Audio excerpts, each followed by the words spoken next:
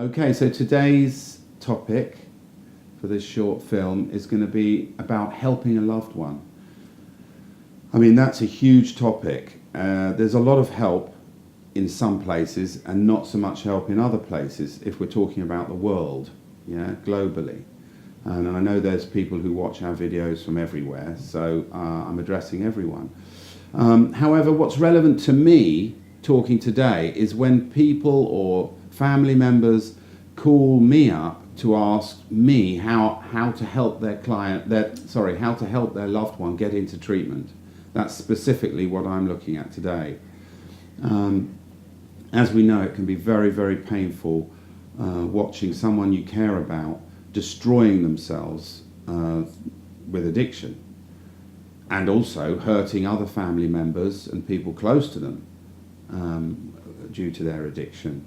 So it's no wonder that wives, husbands, mothers, fathers look for ways to help this person. Now they can try to help them and fail a number of times, and that can be very disappointing. But of course, they learn more and more about how powerful addiction is and how all-consuming addiction is, and then really they start to acknowledge the monster that they're up against. But yeah, they find hope. They contact us. I call addiction a family illness. And the reason I do that is because it affects the whole family. It's not necessary that everyone in the family has addictions, not at all, but everyone is impacted by it. And the history of an addiction may go back into the family somehow. And for that reason, it can be very difficult for family members and people with an emotional connection to address it.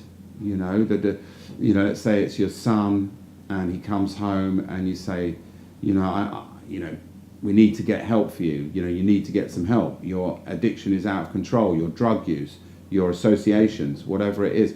Often the defences come up, and when it's mum and dad, and it's very hard to get through it. Or if it's your wife or your husband, the defences come up. I'm just having another drink. I need to relax. Leave me alone. Leave me alone.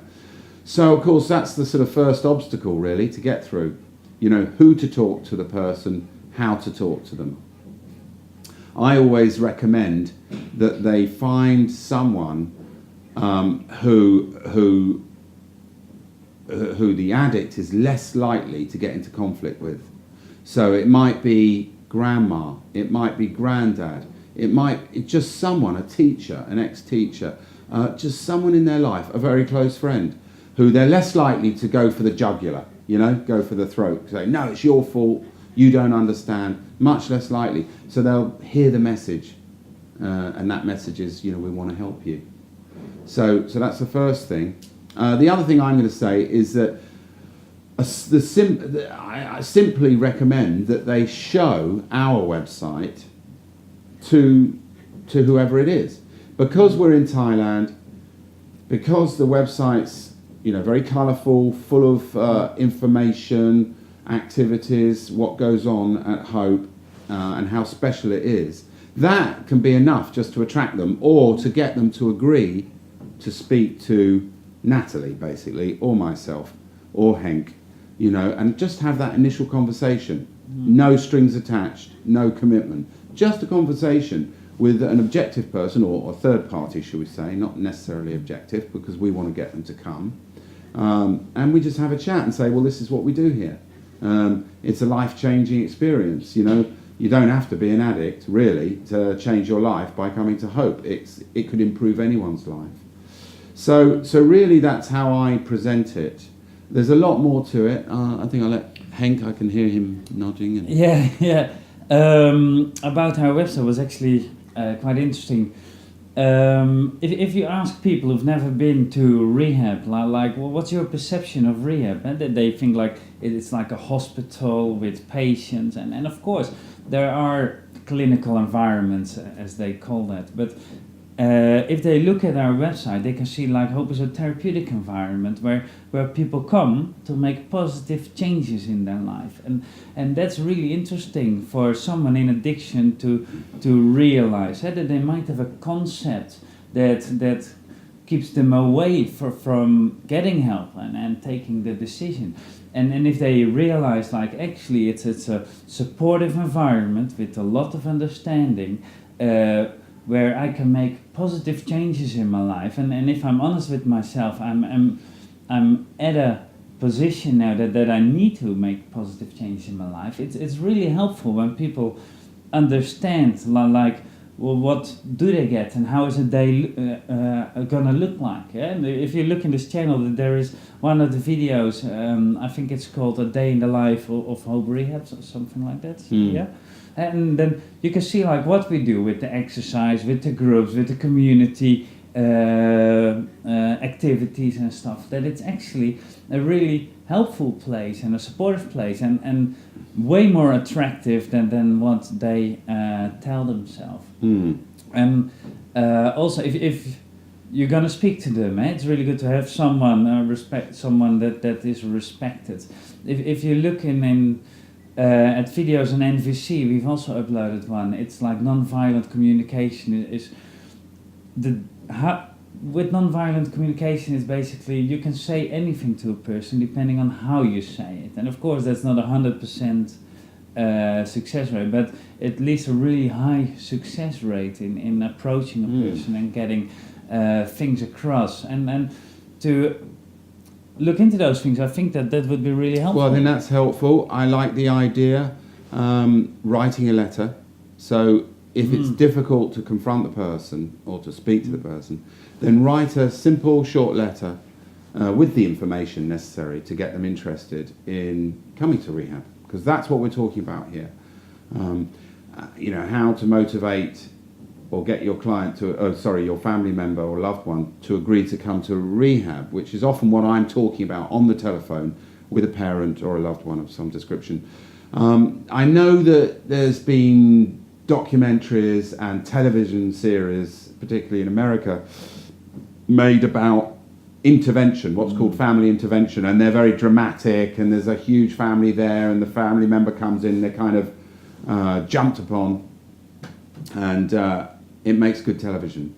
But I don't necessarily advocate going down that road. I guess it could work in some cases. And perhaps if you get that desperate with someone that they're just not listening or taking the help being offered, well, okay, last resort. But from my experience, that's not necessary. There's steps before that you can take that get them to talk to us. Really, that's all they need to do. I don't think I've ever failed, with someone. If they've agreed to talk to me, we have that talk. They're talking to someone who's basically been there as well, knows how they feel, knows what's going on, and so they can drop their defences, and they come. So hopefully there's some encouragement in this little film on what to do, how to do it, when to do it, and on the topic of when to do it. Pick your moments if you're going to speak to someone. Not, middle of the night, coming home, caused a disturbance, stoned. That's not the right moment. But more, when they're in a relaxed, the morning after, or when they're actually sounding like they're saying things that are not going right at work, with my girlfriend, I'm depressed, I'm anxious. That's the moment to go in and say, well, listen, we're not surprised and would like to help you. Okay? Yeah. I think that covers most of it. Now, of course, it's general information, and each situation needs a bit of an individual approach. What we in general say, like, try to be not too much on top of it, but also not too far away. Try to find your balance, and when you give them the message, and then pull back and let them chew on it, and then see what's going to happen. And if they have any questions, answer them, and have a look with them on the website, or give them some information that creates a bit of interest. And most of the time it's a bit of a process people need to go through, like, okay, rehab might be helpful and what is rehab, and then looking into it and see what's needed to go to the next Well, I step. suppose just another point that I would make would be that maybe if you deliver the information one day or 1 week, it may take a few days or a few weeks for that person to come to terms with the idea. So be prepared to give it a little bit of time, before the person agrees to accept some help. Now, thanks for watching this video. You're probably watching this because there are things going on at home, and each situation is different. Now, please feel free to contact us and have a little chat to see, like, hey, what would be the right step to do next. We're happy to help you forward in any way. Thanks for watching, and I wish you all the best. Bye. Thank you.